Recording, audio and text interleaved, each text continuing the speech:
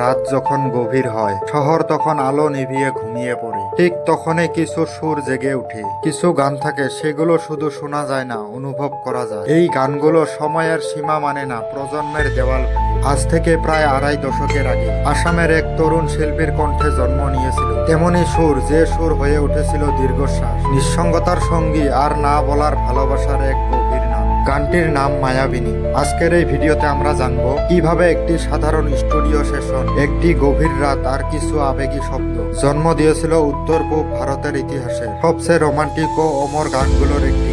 সময়টা ছিল 1999 সাল। 90-এর দশকের শেষ প্রান্তে দাঁড়িয়ে আসামের সঙ্গীত জগৎ তখন পরিবর্তনের মধ্য দিয়ে যাচ্ছে। লোকগীতের সঙ্গে আধুনিকতা মেলবন্ধন শুরু হয়েছে। শ্রোতারা নতুন কিছু চাইছিলেন, আর ঠিক সেই সময়ে উঠে আসেন এক কণ্ঠ। তিনি শুধু গান গাইতেন না, গানের ভেতর দিয়ে গল্প বলতেন। এই কণ্ঠের নাম জুবিন গার্গ। অনামিকা মায়া এই অ্যালবামগুলো তাকে জনপ্রিয়তা করেছিল ঠিকই, কিন্তু জুবিন নিজে জানতেন তিনি এখনো তার নিজের জীবনের সবচেয়ে গভীর গানটি গাননি। তিনি এমন কিছু গান খুঁজেছিলেন যে গান মানুষের কানে নয়, সোজা লাগবে হৃদয়ে। ঠিক সেই সময়ে তার হাতে আসে গীতিকার দিগন্ত ভারতের লেখা কিছু পংক্তি। কাগজে লেখা ছিল মায়াবিনী এই রাতে, রূপালী জোনাকর সাথী। এই লাইনগুলো পরে জুবিন থমকে যান। এগুলো শুধু কথা ছিল না, এগুলোর মধ্যে ছিল রাত, নীরবতা, বিশ্বে তার প্রকৃতির এক অদ্ভুত মায়া। দিগন্ত যখন পুরো গানটি শোনেন, জুবিন কিছুক্ষণ কোনো কথা বলেননি। তিনি বুঝে গেছিলেন এই গানটি সাধারণ সুরের বাধা যাবে না। তিনি হারমোনিয়াম নিয়ে বসলেন। ঘন্টার পর ঘন্টা চলল পরীক্ষা নিরীক্ষা, কখনো লোকস্টান, কখনো ওয়েস্টার্ন পেপার সোয়া।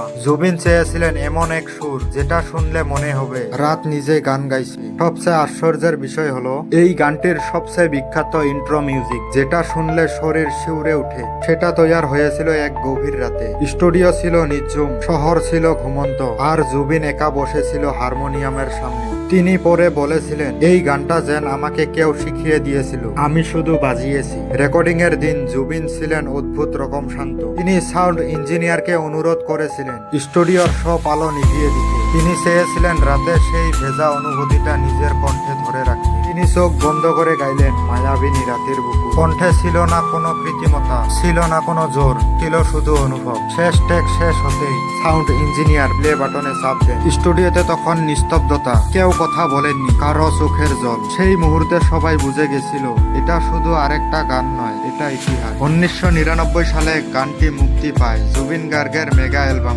এরপর যা ঘটে তা আসামের সঙ্গীত ইতিহাসে বিরল। গ্রাম থেকে শহর, বাস স্টেশন, চায়ের দোকান, রেডিও, ক্যাসেট প্লেয়ার, সবখানে শুধু একটাই সুর বাজতে থাকে, মায়াবিনী। প্রেমে ব্যর্থ কেউ এই গানের নিজের কষ্ট খুঁজে পায়। নির্জন রাস্তায় হাঁটা মানুষ এই গানের সঙ্গী পায়। এই গান হয়ে ওঠেন এক প্রজন্মের নীরব অনুভব। সময় বদলায়, ক্যাসেট প্লেয়ার হারিয়ে যায়, সিডি প্লেয়ারও আজও স্মৃতি, কিন্তু মায়াবিনী থেকে যায়। আজ 2025 সাল, ইউটিউব, স্পটিফাই, সবখানে এই গান সমান জনপ্রিয়। জুবিন গার্গ কাজ আমাদের মাঝে শারীরিক ভাবে না থাকলেও এই গানের প্রতিটি সুরে তিনি বেঁচে আছেন। যতবার চাঁদ উঠবে ততবার রাত নীরব হবে, কোনো না কোনো হৃদয়ে আবার বেজে উঠবে মায়াবিনী এই রাতে। রাত কখনো শেষ হয় না, শুধু আলো ফুটে। ঠিক তেমনই কিছু গান থাকে যেগুলো থামে না, শুধু প্রজন্ম বদলায়। জুবিন গার্গ কাজ আমাদের মাঝে নেই, কিন্তু তার গান আজও বেঁচে আছে নিঃশব্দ রাতে, প্রতিটা একা হৃদয়ের ভেতরে। যতদিন চাঁদ উঠবে ততদিন নিস্তব্ধ রাত নামবে, ততদিন কোথাও না কোথাও ফিস ফিস করে বেজে উঠবে মায়াবিনী এই রাতে।